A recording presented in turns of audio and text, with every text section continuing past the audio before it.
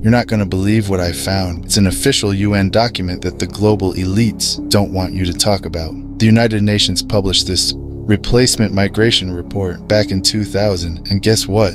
They laid out the blueprint for what we're seeing in full force today. This report proposes using migration, yes, mass immigration, as a solution to declining and aging populations in developed nations like the United States, France, Germany, and Japan. Now, this isn't just about a few immigrants crossing borders. No, we're talking about a systematic overhaul of entire populations. Look at the numbers in the report. Italy, for example, is predicted to see its population shrink by a whopping 28% by 2050 without migration. What does the UN propose to stop this replacement migration on a massive scale? For Italy, they suggest needing 12.6 million migrants. For the entire European Union, 47 million migrants by 2050. Let that sink in. But here's the kicker. This isn't just some far-off theory. We're seeing this play out right now. The southern border of the United States is being flooded with migrants, and Europe is facing a migrant crisis, the likes of which we've never seen before. All the while, politicians and global elites keep telling us that this is necessary. This report talks about maintaining the working age population. They throw around terms like support ratios and demographic trends. Let's be clear, this isn't just about immigration. This is about transforming entire nations through demographic engineering. They're not just addressing a natural issue like aging populations. We're seeing millions pour over the border, and it's no accident. This is by design. The globalists want to tear down borders, blur cultures, and make us all part of a controlled system. The crime rates are rising, the political divide is deepening, and the social fabric is being torn apart. I'm going to show you exactly how these plans are connected to today's migration crises. First, understand that this isn't a grassroots movement of desperate people fleeing bad situations. No. This is orchestrated, folks. The globalists are using migration as a tool to disrupt national stability and dilute the cultural and political power of sovereign nations. It's all about control. By flooding countries with mass migration, they destabilize local economies, strain social services, and ultimately weaken the political voice of the native population. This is classic divide and conquer on a global scale. We're seeing the fallout in real time. In the United States, the Biden administration is allowing wave after wave of migrants to enter the country illegally, and the mainstream media doesn't even bat an eye. Why? Because it's part of a much larger agenda, the same one outlined in the 2000 UN report. Remember, they framed it as a solution to aging populations and low birth rates. But what they didn't emphasize is the sheer volume of migrants needed to sustain these support ratios. Think about this. To stabilize Europe's workforce, the UN estimates 161 million migrants would be needed by 2050. That's not just a number, that's a complete demographic transformation. In the US, they predict 593 million migrants would be required to keep up with the demands of an aging population by maintaining the ratio of working-age individuals to retirees. We are witnessing the tip of this iceberg right now with the migrant crisis at the southern border. Look at how this affects us directly when you bring in this level of migration. It puts immense strain on public resources. Schools are overwhelmed, healthcare systems buckle, crime rates surge, and housing becomes scarce. Meanwhile, the globalists sit back and watch as the middle class is eroded, replaced with a population that's more dependent on government handouts and less likely to push back against authoritarian policies.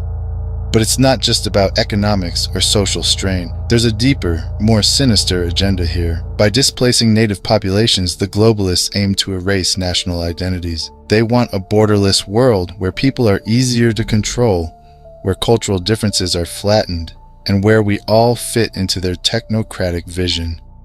This isn't some wild conspiracy theory. It's happening, and the UN Replacement Migration Report laid out the playbook decades ago. And if you think this is limited to the US and Europe, think again. The elites are pushing the same agenda in countries across the globe. Africa, Asia, South America, they're all being set up as pawns in this global chess game. The migrant crisis is just one front in a much larger war for control over populations.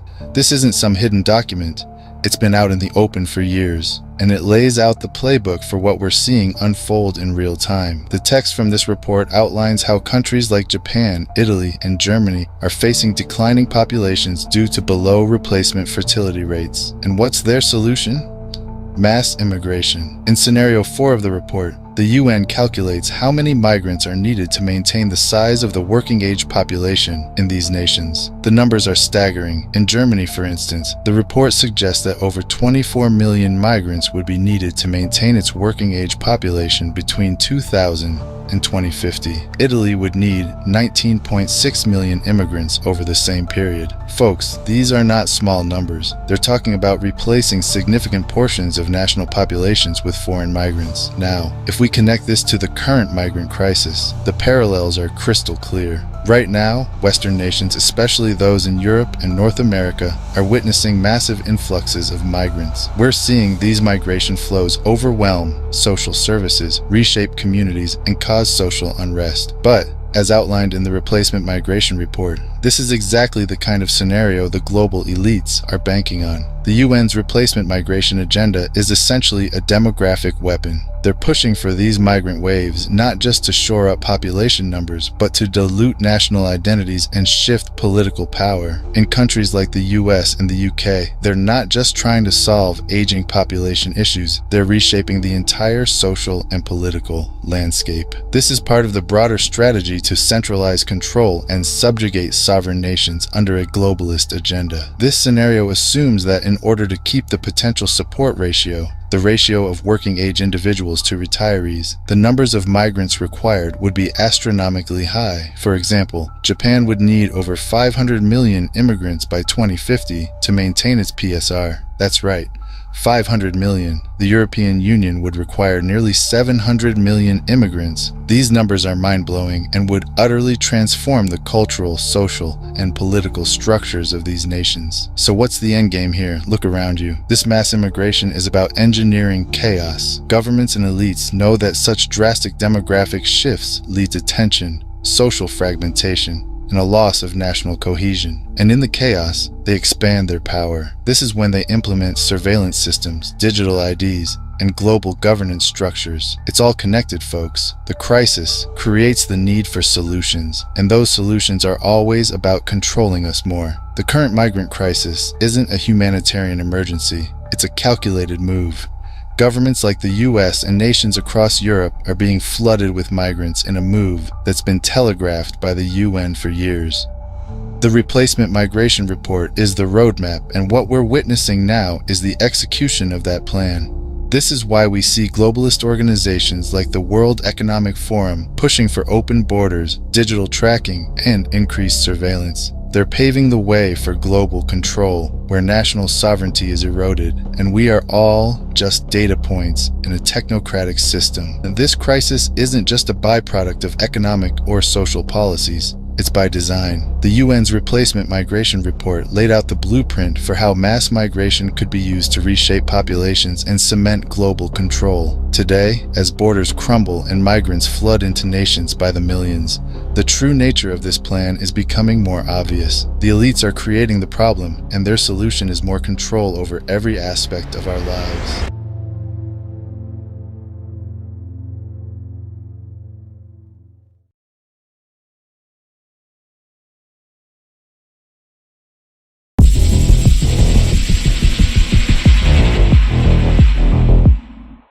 Last Thursday in Dublin, 5 people were injured in a knife attack, including 3 young children. The stabbing took place near an elementary school, where it appears the culprit was targeting children. Riots broke out.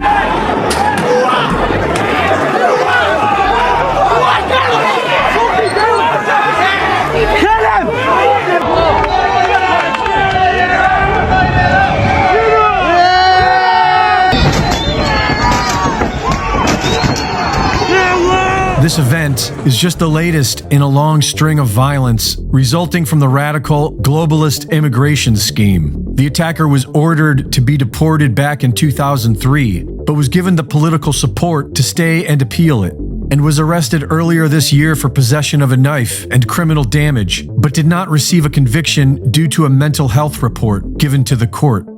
if you've been paying attention, then you will recognize this as a common result of the United Nations Replacement Migration Plan. Children being attacked, women being raped, and perpetrators walking free is now a predictable outcome of forcing an established Christian culture to submit to a foreign, non-assimilating Islamic culture, many of whom are openly seeking to replace the local culture with their own by any means necessary. Radical Islam demands it.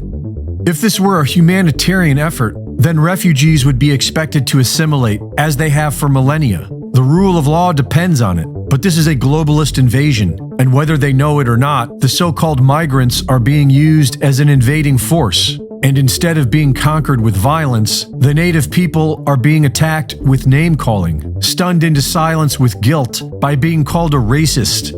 But people are starting to wake up to it. 3 out of 4 Irish people understand that they are being guilted into giving away their country, and they oppose it. But the government doesn't care. They are now preparing to pass new hate speech laws that will criminalize possession of materials likely to incite violence or hatred. These laws will make it illegal to criticize immigration policy, which isn't going to slow down anytime soon. Can you guess what the most popular boy's name was in Galway in 2022?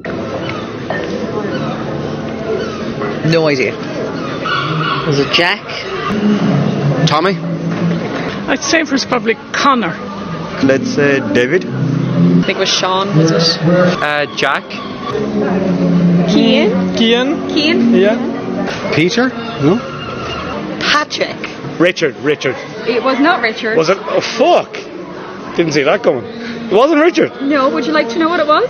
Yeah. According to the CSO in 2022, the most popular boy's name in Galway was Mohammed. Oh, yeah. I read that somewhere, yeah. Okay. Wasn't expecting that, but okay. Wow. Okay. Fair enough. Yeah. Right. Oh, okay. Ah, fuck off. It wasn't Mohammed. In Galway. Mohammed. Greg Reese reporting.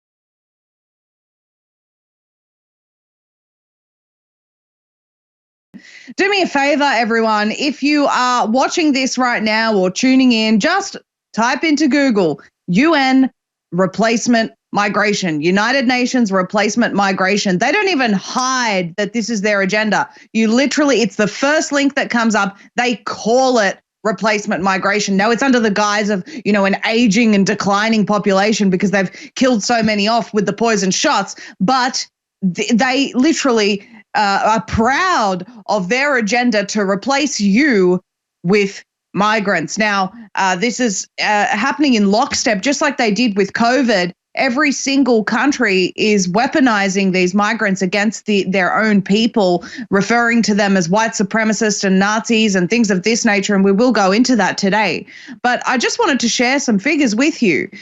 But Westpac, which is one of our major 4 banks, their latest housing pulse estimates that a record high 400,000 net overseas migrants landed in Australia in 2022. 400,000 people might not seem like a lot. It does when you consider that we have a population of roughly 26 million people only. So the official documents that our government put out there are that there are 200,000 migrants that they want to bring in per year. However, leaked government documents show that more than 700,000 new migrants will be entering our country by 2024. That's less than a year away. So why do we need such high levels of immigration? Because of a skilled worker shortage in Australia. That's their justification. And when you look at it closely, their breakdown of skilled migrants says things along the lines of labourers for rural areas. So now Australians apparently don't know how to dig a hole or build a road or work on a farm. We need migrants to come and do it. That's the skill shortage that we have in this country, apparently. And none of these migrants are going into rural areas, of course. I know people in the building industry, for example, who will tell you this. I can tell you this from working in the employment industry. My job was some time ago, as I was an employment consultant, I helped welfare recipients specifically. So these are people that are long-term welfare recipients, because I had a specialist caseload, over 100 people on my caseload, and they were all long-term welfare recipients. And of course, the way that they do this in Australia is that they've been doing this for a very long time. They bring these people in, they don't speak the language, they don't have the skills, or they come here and they say, oh, I'm sick, I can't work, and then they become long-term welfare recipients. And in Australia, we don't really have a limit to how long you can be on welfare. So, they've been training up the population for a UBI for a very long time. So these these migrants come in, under the guise of helping Australia with our skill shortage. They get together in many, many people living in one home. Often that is the case. I know of one particular house. They had 20 different people living in one house. Of course, the landlord didn't know. They were all collecting welfare. And when you've got 20 people under one roof collecting welfare, they're doing pretty all right. And then they go to these English classes, the programs that Australia offers, 2 years for an English class. And then if you need further classes, you can do it. And then you've got this waiting period before you can sit the English class again. I knew people, some of my clients on my caseload, that were doing these English classes in cycles for 20 years. 20 years in the country and not learning the language, sitting there on welfare. Now, again, and as someone who was trying to get these people into work and watching them give every excuse under the sun, and then the government coming in and saying, oh, they've had a tough life because they're migrants, we've got to go easy on them. And, it was unbelievable to me watching people get away with just mooching off the system for years on end. The government constantly making excuses for people being lazy, for people not working for years on end. And this is where this is heading. These people the United Nations has destroyed these people's countries in order to eventually bring them into the United States to collapse the country. And it's the same thing everywhere. It's been happening in the UK for so long, for years now, for years. And not all of these people have ill intentions, but what will happen is they'll be given a UBI, so they'll comply with whatever the government tells them they need to do to stay in the country. And, they've conditioned them from day dot. They're giving them these phones. The government is already providing for their needs. Here's the government's giving you, the government's providing for you. And they will be taught to accept a UBI and live by a UBI from the get-go.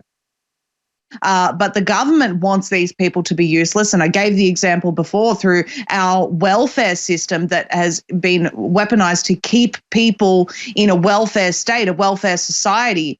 Our taxes are so incredibly high in this country, and, a huge portion of that goes towards long-term unemployed people who are not interested in getting a job. And the government allows to have every excuse under the sun to not keep to not get a job. We just had a protest against this mass migration in Australia that's absolutely insane. We've already got a housing shortage in this country. And the proposal from the government is that they're about to start giving grants to people to go and buy a house with a friend or a family member so that they can share their accommodation. You look at the plans of the United Nations, the WEF, for smart cities. It's all about communal living, sharing living rooms. If you're not using your living room, your neighbor will use it, and sharing kitchens and sharing bathrooms. And then you'll be forced to live in these environments. They're already doing that. They're using the quarantine camps in Australia that were built during the time of COVID for dissidents now to assist with the housing shortage, sticking all these people. They want to put them all in to the camps. We have this housing shortage where people are being told that they can go and live in quarantine camps because they have nowhere else to live. And we're bringing in, according to leaked government documents, why are we bringing in all these people when we already have this housing shortage?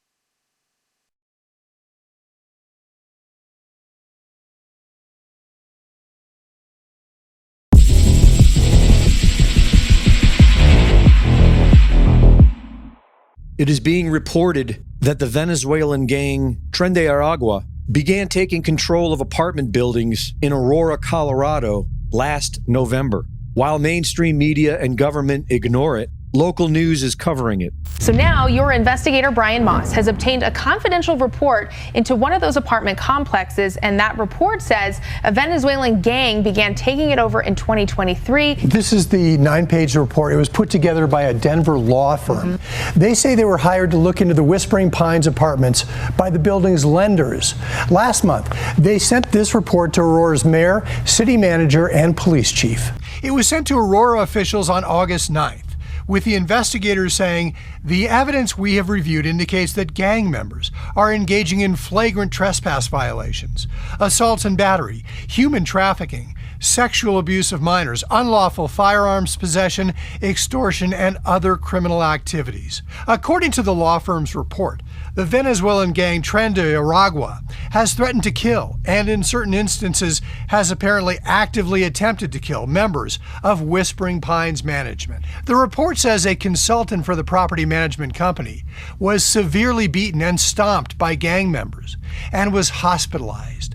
The alleged incident recorded by building cameras with screenshots attached to the letter. The report relies on a property manager who said that gang members allegedly stabbed a Whispering Pines resident for refusing to pay rent to the gang. He also told the investigators the takeover began last November. The report recounts that this summer, the gang approached the property manager and told him they would help him out in exchange for half of all the rent that he collected. The law firm that wrote the report called that an organized crime tactic. The gang members then allegedly took over vacant apartments. According to the document, moved families into those units and started collecting rent. The law firm says this is a picture of gang members breaking into a vacant apartment so they could move a Venezuelan family in and then collect rent. This is our business plan, one gang member told a housekeeper. If he, the property manager, doesn't like it, we'll fill him with bullets. There are reports of this Venezuelan gang in Colorado, Illinois, and Texas. And according to a recent Dr. Phil interview with retired special agent with U.S. Immigration, Victor Avila, this is all being done by design. Venezuela, by the way, has the lowest murder rate ever right now. What does that tell you? Yeah, all the murderers are gone. They're here. Yeah. So is it true that they're emptying prisons? I mean, is this Cuba all over again? This is not a hearsay. There was a memo by DHS last year admitting that, in fact, they knew that Venezuela's government was emptying their prison and rehabilitation centers or drug centers, releasing them on purpose because they knew with instructions to make, if you were going to get out, you're going to make your way to the U.S. That is not, we're not making that up. That's true. It was reported on, and DHS admitted that was happening. And in fact, it has. El Tren de Aragua is heavily present in our country now. Okay, so you're telling me that DHS has acknowledged that Venezuela, for example, is emptying their prisons and their rehabilitation centers with the understanding you get out if you leave here and go to the United States? Yes. And DHS has, in writing, said, we know that's happening. We know they're coming here. We're processing them in and have no idea where they are. Correct. How many people are we talking about? Millions. And just Venezuela alone. Reporting for InfoWars, this is Greg Reese.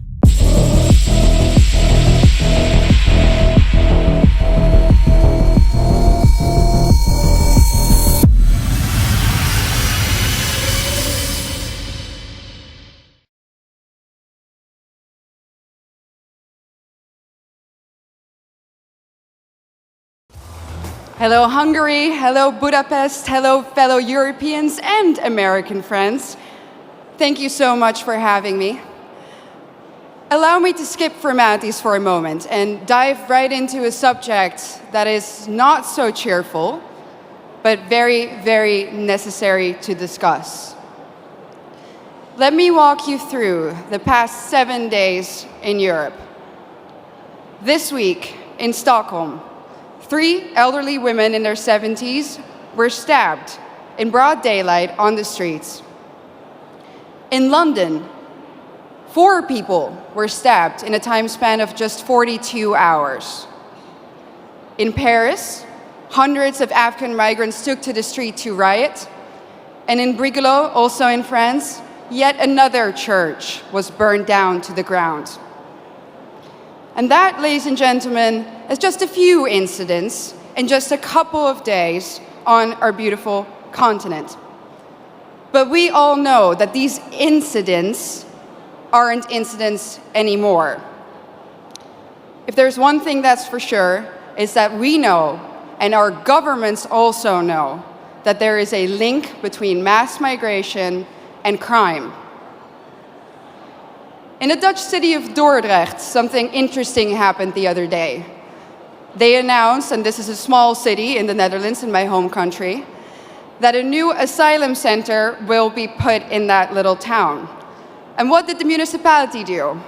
They said, we are going to offer citizens who live in the vicinity of this center 1,000 euros to take extra safety measures. Our new reality in Europe consists of frequent rapes, stabbings, killings, murders, shootings, even beheadings. But let me be clear about one thing. This did not used to happen before. This is a newly imported problem. Samuel P. Huntington predicted this over 25 years ago when he wrote, and I quote, "In the new world of mass migration, the most pervasive, important, and dangerous conflicts will not be between the social classes. They will not be between the rich and the poor. They will be between peoples belonging to different cultural entities. Tribal wars and ethnic conflicts will occur within civilizations." Well, boy, was he right. And the worst part is, we as a society seem to have become indifferent to it. When another white boy or a white girl dies at the hand of an immigrant, we might shake our head, we might let out a sigh, we might even get angry for a minute or two, and then we go on with our lives. We offer the family thoughts and prayers, but nothing ever changes. Ladies and gentlemen, what does that say about us? This is the sign, this is a response of a society that has already given up, a society that has already accepted its defeat. But is this true? Have we given up? Do we really accept the new reality that our globalist leaders have in mind for us? I know one thing for sure, and that is that if nothing changes, if we don't start to seriously fight for our continent, for our religion, for our people, our countries, then this time that we live in will go down in history as the time in which Western nations no longer had to get invaded by hostile armies in order to be conquered. This time will then go down in history as the period in which the invader was actively invited in by a corrupt elite. And not only did this corrupt elite invite the enemy in, they made the native population pay for it too. Everyone who has eyes can see it. The native, white, Christian European population is being replaced at an ever-accelerating rate. Let me back this up for you with some statistics from my home country. Let's take Amsterdam, the capital. Amsterdam currently consists of 56% migrants. The Hague, 58% migrants. Rotterdam, almost 60% migrants. And of course, most of these immigrants come from non-Christian, non-Western, African and Middle Eastern countries. Conclusion, the Dutch population is already outnumbered in the majority of our cities. But let's look onwards. London, 54% migrants. Again, conclusion, native population outnumbered. Brussels, color me shocked, 70% migrants. Conclusion, native population majorly outnumbered. And other Europeans will, of course, follow suit soon if they haven't already. So I'm going to draw the forbidden conclusion here. The Great Replacement theory is no longer a theory. It's reality. And what's interesting about replacement is that the establishment will either deny its existence, or when they admit to it, they say that it's a good thing that the native European population is soon no longer a majority on its own continent. Dutch national disgrace and dubbed climate pope Frans Timmermans already stated in 2015 that diversity is humanity's destiny and that Europe will be diverse. And of course, by now, I think we all know what they mean with the word diversity. It means less white people, less of you. Imagine this in an Asian or an African country. Imagine their leaders rejoicing in the fact that their people will soon no longer be a majority in their own country. Absolutely unthinkable, unimaginable. So what in the world is wrong with our leaders? The underlying sentiment of what they say is always the same. Our establishment claims that white people are evil and that our history is somehow fundamentally different from that of others. Consciously or unconsciously, they have sucked up the lies and the anti-white dogmas of the neo-Marxist critical race theory. That's why the totalitarians in Brussels are trying to force you, the Hungarian people, a sovereign nation, to accept immigrants despite the fact that the population has said no, and so has the government. But make no mistake, the majority of the Dutch people haven't asked for this either. Just like Brussels is forcing Hungary to accept these hordes of immigrants, they are doing the same now, even in the smallest of towns in the Netherlands. No part may remain Dutch in the traditional sense of the word. No part of Europe may remain European. And it's not difficult to understand why. If the old Europe still exists in certain places, then people will be able to compare the new Europe to the old, and newsflash, they will prefer the old. That's why the Eurocrats hate Hungary so much. And their message is clear.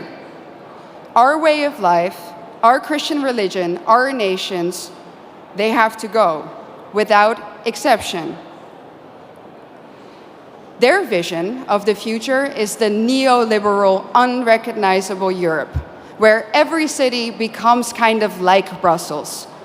Ugly, dirty, unsafe, zero social cohesion, where the buildings are constantly under construction and they never ever seem to finish, and even when they do, the end result is uglier somehow than what they started with. And what are we left with?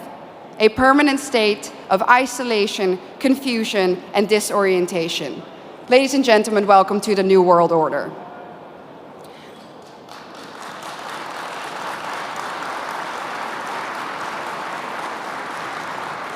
So what's the antidote? A strong Christian Europe of sovereign nation states. That's why we need to outright reject the lie that nationalism causes war. It's not nationalism or national sovereignty that causes war. It's expansionism. And where in Europe do we find that nowadays? In one place and one place only, Brussels.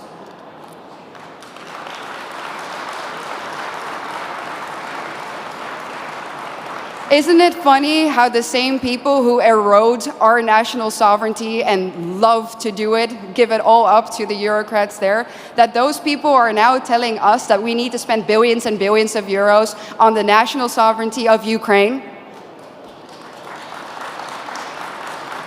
It's a joke, honestly, and it's a pretty sick, expensive, and dangerous joke. During a recent interview, I got asked by an interviewer, do you think that you ever go too far? Do you think that you're ever too radical? I thought about it for a second, and I said, no. No, I don't think I go too far. Truth be told, ladies and gentlemen, I think we in Europe do not go far enough.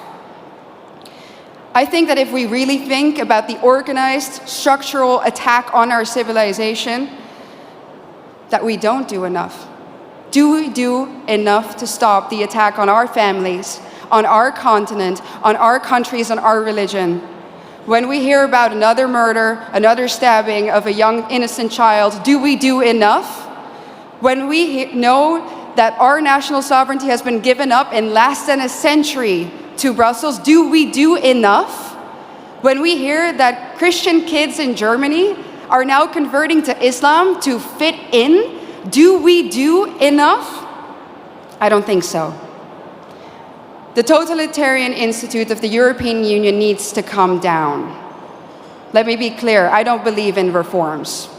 When the foundation of your institution is rotten, and that is the case in Brussels, you can rebuild the house on top of it all you want, but it's still going to crumble. So the only answer is the Tower of Babel needs to be destroyed.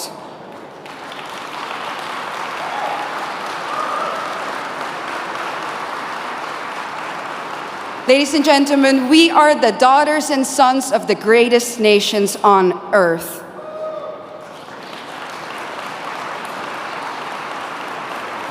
And we need to ask ourselves, what has happened to us? Where do we come from? And more importantly, where are we going?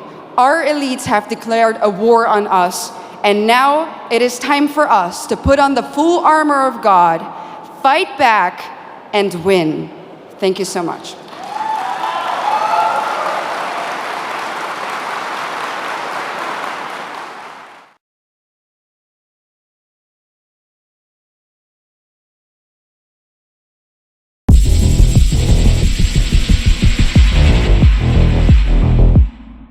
The southern border of the United States is wide open, and the federal government has been conducting a wide-scale criminal operation of flooding the country with unvetted foreigners, distributing them across the United States, and providing them with homes and financial support. The GOP's talking point has been that this is all about election fraud, but this has been happening all across the Western world for over a decade. This is something far more sinister than election fraud. The Population Division of the United Nations concerns themselves with international migration. In the year 2000, they published Replacement Migration, a solution put forth to deal with declining and aging populations. For years, we were told that this was a conspiracy theory, but now that we are seeing tens of millions murdered by the experimental shots, it is becoming more clear what the objective is. We are told that these are poor families fleeing tyranny, but there are massive amounts of healthy young men without any families. And time again, we have seen them act violently against the native population with very little repercussions from the law. A recent report from UK's Jim Ferguson provides a plausible explanation of what we are seeing. This isn't normal. There's something not right. This isn't just refugees coming in. These aren't people fleeing from some kind of war zone. These are predominantly men aged between 25 and 35, young fighting age men, as my old boss Nigel Farage once referred to them, and I think he's right. John, what do you think's going on here, mate? So I can tell you these are UN soldiers, and they will be deployed by the WHO when they announce the next pandemic lockdown. That's what's going to happen. They've been trained by British soldiers. They've been trained by the Black Watch Regiment. They were training them in Antalya in Turkey and in the east of Ukraine. They're predominantly down to sergeant ranks. They're then shipped to France. They all sign the Official Secrets Act. Then they're ferried over. If you were fleeing war and tyranny, I don't know about you, but I would certainly take my wife and children with me. They're most precious. They're my prized asset. You know, they're everything to me. If you're going to war, you go to war with the lads. They're going to be deployed. They will be deployed. John, I mean, you say you've spoken to people in the Black Watch. I mean, the Black Watch are very famous, regiment. Yes. Are they actually going along with this? They've got no choice. Well, I kind of said, why are you doing it? And he said, soldiers follow orders. What you're going to see is the following. We'll have a minister somewhere in cabinets suddenly come up with a great idea on how we're going to get these guys to contribute to help us. and they're going to put them in uniforms. So a couple of people have told me these uniforms are burgundy. Others have told me they're UN blue. I really don't know. I guess we'll see when they deploy them. They are going to be deployed, because otherwise, if they announced another lockdown, what would everyone say? They'd say bollocks, and they'd go about their business, wouldn't they? They're going to need armed young men in uniform to try and enforce it. Why do they import young men from the East? Because traditionally, if you want to kill and tyrannize white people, you put black soldiers in, because there's a cultural disassociation.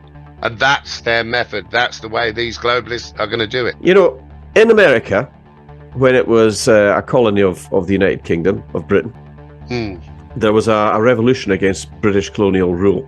That's right. You know, a lot of people didn't realize, but it was only 3% of those people in America that overthrew the British forces and basically got rid of them. 3% of the population, John. I look forward to it. I'm ready. I can't wait, because I know it's going to be the beginning of the end for them. I do foresee victory. I see that at very great cost. But we will see it. And people, I think the world will become closer than ever when we do see victory. It's going to come on the back of a load of bloodshed, and unfortunately it has to. Once people of all colours come together and recognise their common enemy, we'll walk over these people in 10 minutes. Reporting for InfoWars, this is Greg Reese.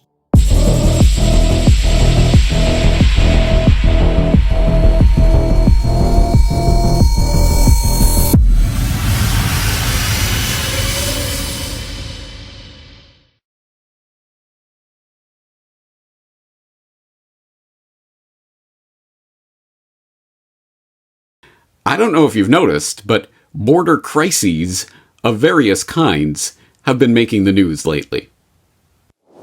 Billionaire businessman taking on the crisis at the southern border. You recognize this guy? Yeah, Elon Musk. While touring Eagle Pass, Texas, Elon Musk says he's extremely pro-immigrant, being one himself.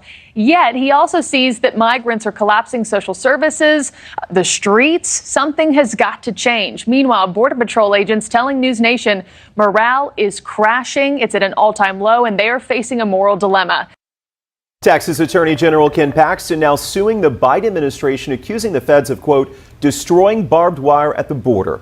Paxton says the federal government illegally destroyed property owned by Texas and disrupted the state's border security efforts. Paxton's lawsuit claims millions of illegal immigrants and thousands of pounds of fentanyl have entered the U.S. because of gaps left by the administration's failure to secure the border.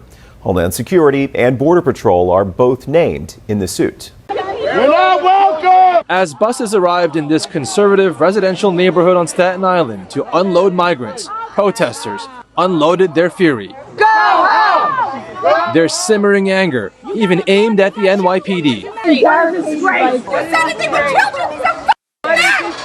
I hope it shows up in your backyard. Nobody stands with NYPD anymore, now you know why. Is this little island in the Mediterranean Sea where the European Union falls apart? So warn Italy's political leaders. Closer to North Africa than the mainland, Lampedusa is just 7 miles long. A tourist idyll and the key gateway for would-be migrants who seek Europe. Nearly 130,000 have arrived to Italy so far this year, double last year's number. At the port, we catch a ferry about to depart. Repurposed to transfer migrants, it's been taking hundreds of people off the island the past days, 370 today. Their boats loaded with them. Yes, I guess it's now official. Everyone now sees that there is a 4-alarm crisis taking place on the border, and really, pick your border, whether it's the United States or occupied Palestine or anywhere else in the world. This crisis is being generated. And along with that crisis, of course, now we see the reaction that is being generated in the public. Oh, won't some political savior swoop down from Mount Olympus and provide us with a solution to this generated crisis? Well, if you are one of those red MAGA cap sporting good old boys, then don't worry. Your political savior of choice is about to swoop down from Mount Olympus to provide you with that exact solution. That's right. President Trump has the cure for what ails you on the border. As president, I will once again stand strongly with the state of Israel, and we will cut off the money to the terrorists on day one. And reimpose the travel ban on terror-afflicted countries. I had a travel ban. You know, we think of it. I don't like talking about it, but now I can, because the time is up. I went 4 years without a problem. 4 years because I had a travel ban. Yay! Woo! Yay! Travel ban! Woo! You know, why am I put in mind of that great philosopher Padme Amidala, who once observed, "So this is how liberty dies. With thunderous applause." Why am I put in mind of that? Oh, that's right, because I didn't fall off the turnip truck yesterday, and unlike the vast majority of cheering statists, I have actually read the documents and the various legislative force of law that has been put around this issue in the past. Yay, travel ban! Trump's travel ban was awesome, guys! We need more travel bans! Great travel reset? All right, okay, so in case you didn't actually read the travel ban and don't even know what it is, well, you could go to federalregister.gov and you could read all about it. Of course, this was Executive Order 13780, passed on March 6th, 2017, protecting the nation from foreign terrorist entry into the United States. All right. Trump getting things done. All right. You know, by the authority vested in me as president, by the Constitution and the laws of the United States of America, statism worship the state, including the Immigration and Nationality Act, 8 U.S.C. 1101 and Section 301 of Title 3, policy and purpose. It is the policy of the United States to protect its citizens from terrorist attacks, protect us from the terrorists you are creating, fostering, funding, training, allowing, equipping, and otherwise making possible. Yay! The screening and vetting protocols and procedures associated with the visa issuance process and the United States Refugee Admission Program, blah, blah, blah, plays a crucial role in defending, Wonderful. All right, I've read enough. I get it. No need to read any.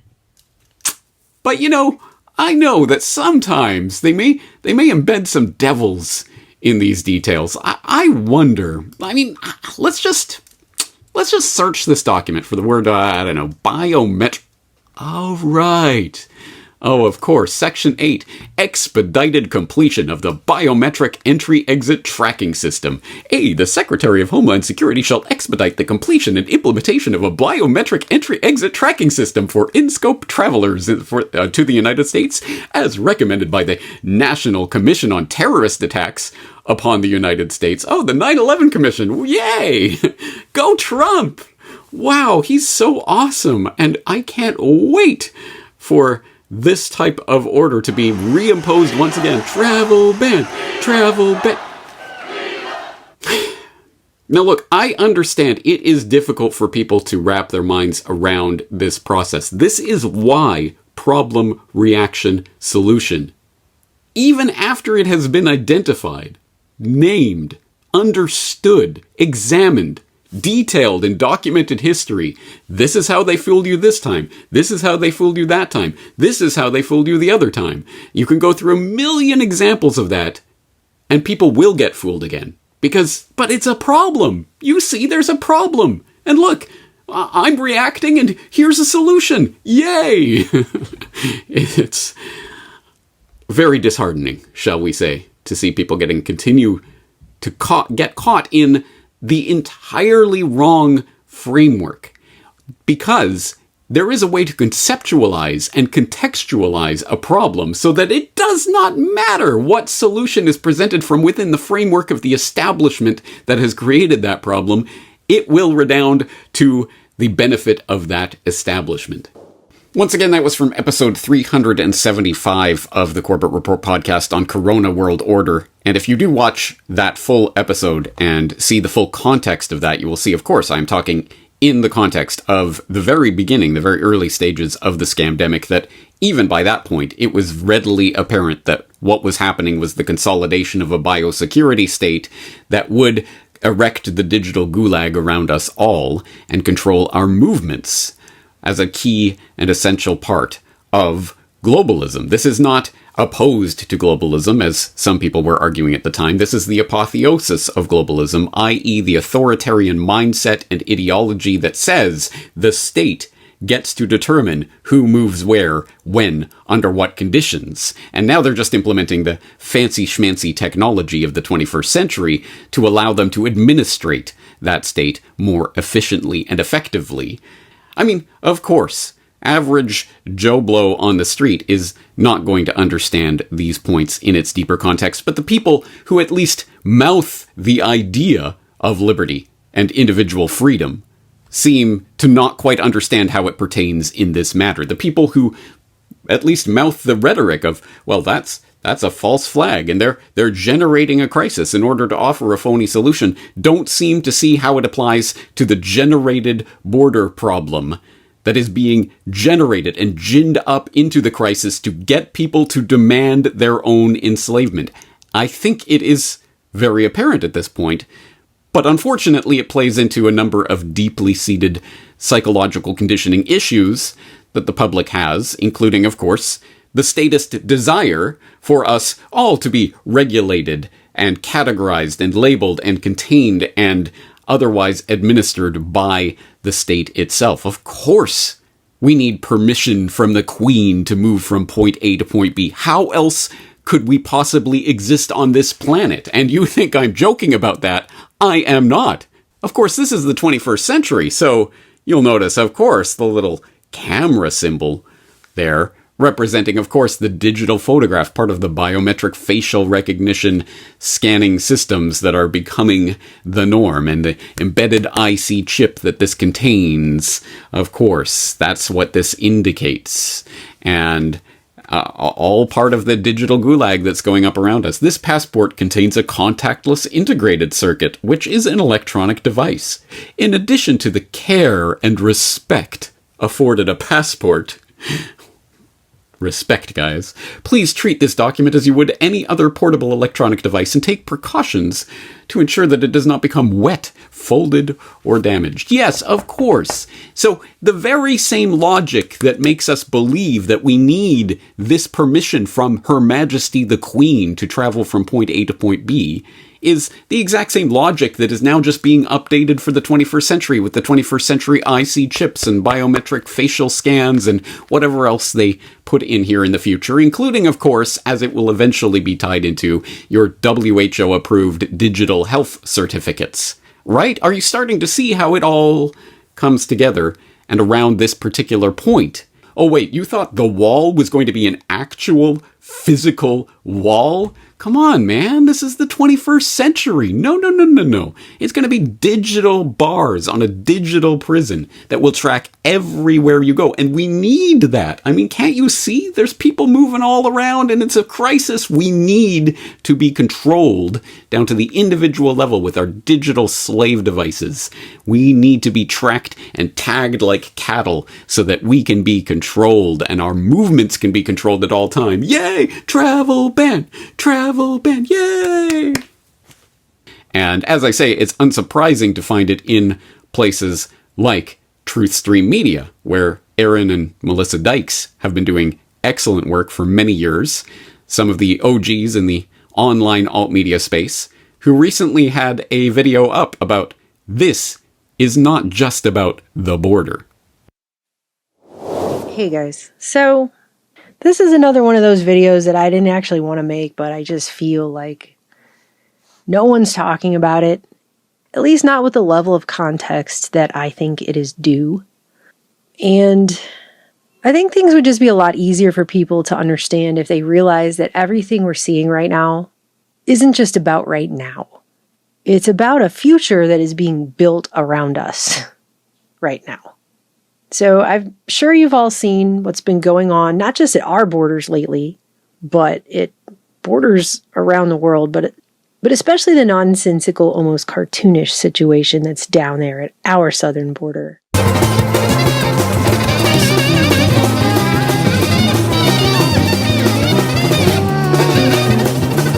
With the Border Patrol cutting barbed wire fences. So for them to suddenly let in record numbers of thousands upon thousands of people and fist bump them on the way in doesn't actually make any sense, right? This is a country where, as an American citizen, I'm expected to let a TSA agent go to second base on me simply because I want to get on a plane. Okay? Any plane. Not even a plane that's leaving the country, just getting on a plane at all. But this is the kind of thing that's going on down at the border. And media's all over talking about it, and everyone else is talking about it on social media, and it's everywhere all the time. And then all of a sudden, you have President Biden announcing that due to the crisis, right, he has no choice now but to build 20 more miles of border wall with Trump-era funding. If you'll recall, one of the very first things he did after he was inaugurated, so this is week 1 of him getting in there, was sign an executive order on border security and immigration enforcement improvements, and that had to do with the southern border wall. On day 5, he signed that. 2 days later, he signed another related EO titled Protecting the Nation from Foreign Terrorist Entry into the United States, based supposedly on the 9/11 Commission report's recommendations. And he was calling for an expedited biometric entry-exit tracking system. It's right here.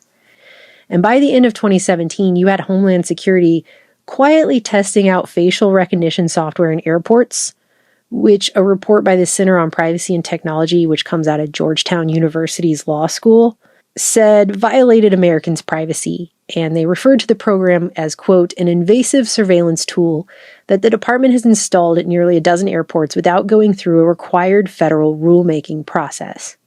So that was by the end of Trump's first year in office. But the truth is, this biometric entry-exit program that Trump was in such a hurry to push through, that he signed an executive order just 7 days after he officially became president, that was not even remotely his idea, or even a new idea. Because Obama tried to get that done before the end of his second term, and he didn't get to it. Congress before that had set a deadline for it in 2006 under George W. Bush. But again, it didn't happen.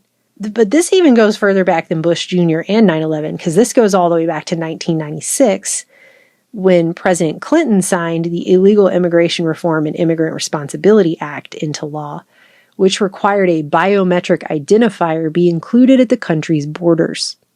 So Trump was really just finishing something there that his old golfing bud Clinton started. But realize something here. This isn't going to be just for people visiting, just tourists and migrants and whatever. This is going to be for everybody. That means the US government would have to install equipment that would do either fingerprint or iris scans on everyone entering and leaving the United States.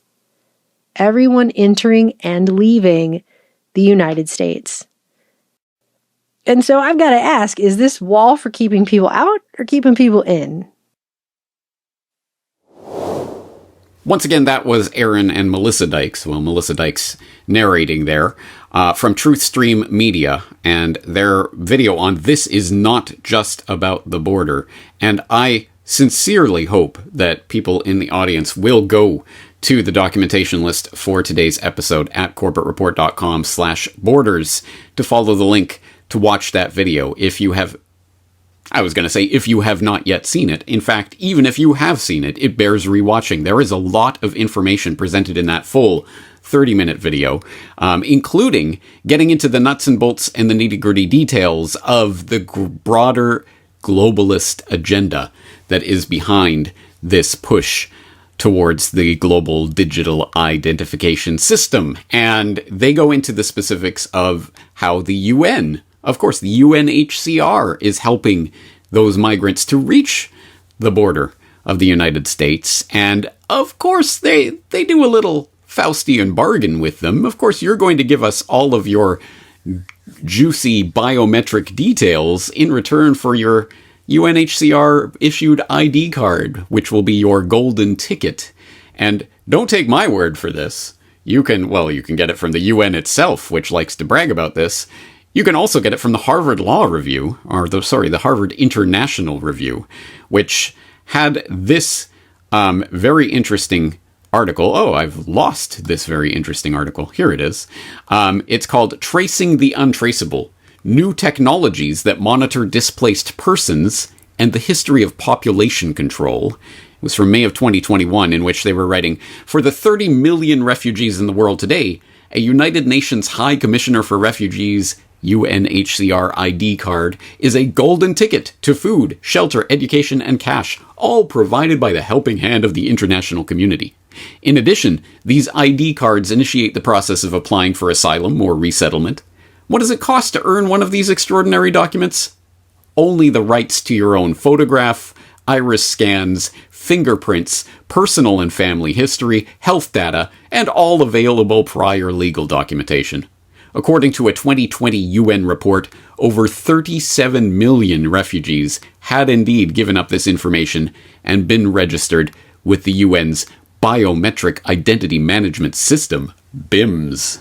The UN first began using biometric data to identify refugees in 2004 when they partnered with Microsoft to create user interface software called Project, Profile, and Progress. These technologies were implemented in 30 different countries to capture refugee photographs and basic biographical information. Yes, of course, Bill Gates' old stomping grounds, but the UNHCR began to expand Project Profile in 2013 with the development of Biometric Identity Management System. Officially launched in 2015, this system uses facial recognition technology and iris scans in addition to fingerprints to seamlessly link individuals to their identification and personal documents. Well, you know what? Even if you are the bleeding heart liberal who cares about these migrants are being used, exploited, and essentially data harvested by the UN and, Microsoft and all of the other entities that get involved in these digital identification infrastructure schemes, the public-private partnerships, otherwise known as literal fascism. They get exploited and harvested by them and then shuttled off to create a border crisis, which can then be used to lock down the United States. And of course, as Melissa Dykes points out in that, she puts it quite forcefully and quite right, no, those walls aren't to keep the migrants out, they're to keep you in. And they're not going to be physical walls for the most part, they're going to be the digital prison. That's the most effective way to keep the tax cattle in their pen. Anyway, if, as I say, you can get this from the horse's mouth, you can go to unhcr.org, where they talk about their registration and identity management. Interesting choice of words there. When people are forced to flee, registration and documentation are critical to ensure their protection. And of course, this goes right in line with, again, as Truthstream Media was pointing out in their video, the wonderful, lovely, the sustainable development goals that just sound so lovely and fluffy and, just wonderful, until you start reading the details and they start pointing out that, well, actually, by ending poverty, we mean issuing digital ID so that everyone can benefit from the UBIs and other programs that will be instituted in the future, with some strings attached, of course. I mean, you do have your digital health certificate up to date, don't you? 14th booster coming out next month. So I hope you're starting to see how this comes together and how this isn't, of course, this is not just about the border. This is about so much more. It's about the full panopticonic digital ID web that is being woven around us, that will be sold to us in any flavor, in any variety that will appeal to you. If you're a true believer in the COVID scamdemic narrative, then boy, have we got a digital health certificate for you. If you're quaking in your boots about the migrant crisis and won't Orange Man help us, please secure our border travel ban. Don't worry, biometric ID for everyone. Yay, they are going to give you the borders that you want, that you so fervently desire. And this is not just happening in one or two locations around the world. It is happening everywhere simultaneously, and it is happening right now. As pointed out by another one of those voices joining me crying out in the wilderness, this time Kit Knightley at off-guardian.org with his recent editorial that I think is quite apropos. While you were watching Israel, just like Ukraine, the latest war is perfect camouflage for the Great Reset. Last month, the United Nations Development Program published its legal guidelines for digital IDs, as well as mobilizing global leadership with a $400 million fund to empower digital identity programs in over 100 countries. Yay! Various nations are already making steps in that direction, and it talks about that the multiple U.S. states issuing digital IDs, or Kenya, Somalia, Bhutan, Singapore, Austria's system going online in December. Forbes Australia just recently published its guide to what Australians need to know about digital IDs. And it says, meanwhile, also in Australia, the world's 21st largest bank is changing its terms and conditions to allow it to debank customers. Yay. Talking about the new terms and conditions that they're squeezing in there about, well, any public statement made by you, for example, including those related to protecting vulnerable persons, the environment, or sustainability, it could violate our terms and about community expectations and impact on the bank's reputation. So anyway, customers can now be debanked willy-nilly at the flick of a digital switch, and increasingly digital. Meanwhile, in the UK, just 2 days ago, it was reported the government is planning to upload every passport photo in their records to a facial recognition database. That's right, the completely against every legal principle that's ever adhered in the Western world, but hey, whatever, it's the digital age. Get with the times, man. We're just going to put you in this database, like it or not. It goes on, it's talking about Japan, it's talking about India announced the launch of a trial wholesale digital currency, and the South China Morning Post reported a new hard wallet for SIM-based CBDC payments, a joint project between the Bank of China and Chinese telecommunications giants. More wonderful collaboration, public-private fascism from MasterCard and the Reserve Bank of Australia, talking about their own CBDC pilots and how MasterCard's report notes that the benefits of CBDCs are programmability, transparency, and compliance. Whew. Fun stuff. So yes, again, for people who need it summarized for them, this is all of the key agenda points of this global governmental system that is coming in right now, that is creating the bars to our digital prison. Global digital ID, debanking for wrongthink, mass surveillance and facial recognition, inflated energy prices and carbon credits, 2 peas in a pod, programmable digital currency, and oh yeah, there's some news about eating the bugs. Don't worry, it's good for you. It's good for what ails you. Anyway, all of this gets smushed together and gets swept along on this current of, won't someone do something about this crisis? Don't worry, guys. They're working on it. In fact, they've been working on it for decades, but now they have the crises in place for people to cheer for their own enslavement. Again, in case you need any more elaboration on this fact, it is a global agenda that is happening and rolling out globally as we speak. Nigeria launches cash transfers with biometric ID verification for 15 million households. Austrians prepare for full switch to new digital ID system on December 5th. Japan's digital ID system suffers new glitch as government seeks to get ahead of failures. What could go right? Etc., etc., etc. Anyway, I really, truly, at this point, if you've been following along this exploration and you've arrived at this point and you still don't get it, I really don't know what to say to you, other than good luck. But we're going to need more than luck. In fact, we're going to need more than the first basic level of reaction, reptile brain thinking that they are counting on. The people who have mastered and crafted the problem reaction solution formula know that all they have to do is create the right crisis in the right way and appeal to you on the right political level of this left proposal or this right proposal, and people can be herded into the cattle pen willingly. The cattle presenting themselves, please tag me.